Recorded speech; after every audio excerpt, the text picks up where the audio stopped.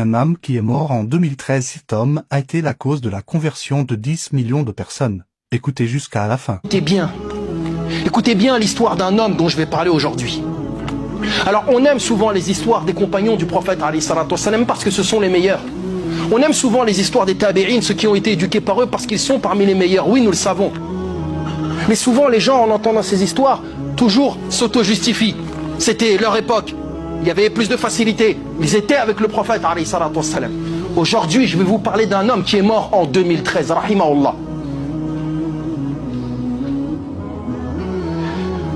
Cet homme a réussi à faire ce que des États entiers ne peuvent pas faire. Cet homme, il s'appelle Abdurrahman al-Soumayt. C'est un Koweïtien. Abdurrahman al-Soumayt avait une femme très riche. Et c'était un médecin.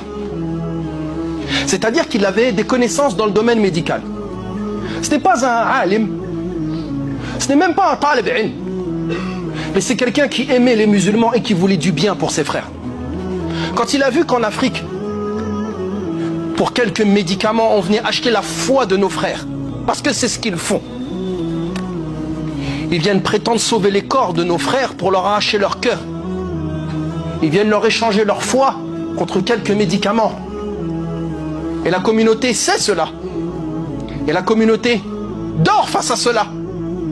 Mais Abdurrahman al-Soumayt, quand il a vu cette plaie et cette hémorragie qui coulait dans la communauté, qu'on est en train de perdre des musulmans, tout simplement parce qu'ils ont faim, tout simplement parce qu'ils sont malades, tout simplement parce que les musulmans n'ont pas fait assez d'efforts pour s'entraider, eh bien lui a dit, moi je vais faire. Abdurrahman al-Soumayt, avec son épouse, ont commencé à entreprendre des œuvres humanitaires en Afrique. Abdurrahman al-Soumayt est mort en 2013, écoutez bien. Il n'a pas été la cause de la conversion de 10 personnes. Moi, j'aimerais être la cause de la conversion de 10 personnes. J'aimerais être la cause de la conversion d'une personne, comme le prophète alayhi salatu wassalam nous dit, qu'Allah guide par ta cause une seule personne, c'est mieux pour toi qu'un troupeau de chamelles rouges. Abdurrahman al-Soumayt n'a pas été la cause de 1000 personnes, même 10 000 personnes. Quand on a fait le décompte, on s'est rendu compte qu'Abdurrahman al-Soumayt a été la cause de la conversion de 10 millions de personnes. Et ça, c'est quand il était encore vivant, en 2013. Il est mort. Rahimahullah. Des États entiers, avec tout l'argent qu'ils ont, ne peuvent pas faire ce qu'a fait Abdurrahman al-Soumayt. Mais ce n'est pas tout. Écoutez, quand on a fait le décompte de l'ensemble des œuvres auxquelles il a participé et qu'il a aidé, je vous les cite. Abdurrahman al-Soumayt a été la cause de 10 millions de personnes qui se sont converties à l'islam. Il a construit 124 hôpitaux. Il a construit 860 écoles.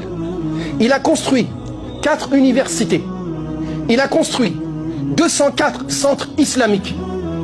Il a construit 5700 mosquées. Il a construit 214 centres pour les femmes. Il a parrainé 9500 orphelins. Il a financé 95 000 étudiants. Et parmi eux, des gens qui deviennent médecins, ingénieurs ou autres. Abdurrahman al-Soumayt a participé à la distribution de millions de copies du Coran. De millions de copies du Coran. Abdurrahman al-Soumayt a participé à la construction de 9500 puits, tout ceci pour apporter de l'eau potable à des populations. Voilà un homme qui à lui tout seul représente une communauté. Et j'ai écouté dernièrement d'ailleurs, lui-même qui s'exprimait, il racontait cette histoire. Il disait un jour, je suis arrivé au Soudan et j'ai vu un enfant qui avait quelques mois. Et on a la photo parce qu'il a été pris en photo avec cet enfant. Il est squelettique. Les médecins avaient décidé qu'il ne pourrait pas survivre. Abdurrahman al-Soumayt était responsable de venir distribuer un certain nombre de repas. Et on lui a dit, ça ne sert à rien de donner à manger à cet enfant parce qu'il ne va pas survivre. Il dit lui-même, je devais faire un choix. Parce que j'étais responsable de distribuer aux gens qui doivent vivre et autres. Eh bien malgré tout, j'ai décidé qu'on donne à manger à cet enfant. Il dit 20 ans plus tard, nous sommes revenus. Nous avons vu cet enfant en pleine forme et qui était hafidun lil Qur'an.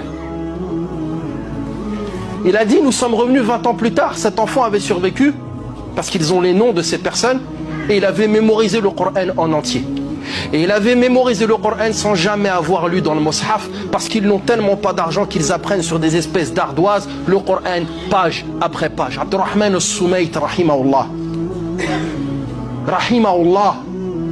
a entendu ce hadith du prophète alayhi salatu wassalam. Il a cru à ce hadith du prophète alayhi salatu wassalam et il a agi en fonction de ce hadith du prophète alayhi salatu wassalam. Aujourd'hui, la communauté du prophète alayhi salatu wassalam, ou un trop grand nombre dans sa communauté, n'ont qu'une envie. Ce n'est pas de se construire une mosquée, ce n'est pas de se construire une maison au paradis, c'est terminer une maison au bled, où il n'habitera peut-être jamais, et où ses enfants n'ont même pas envie de retourner parce qu'ils n'ont pas envie d'y retourner au bled. Que chacun voit là où il met ses efforts et que chacun voit où est-ce qu'il veut construire sa maison.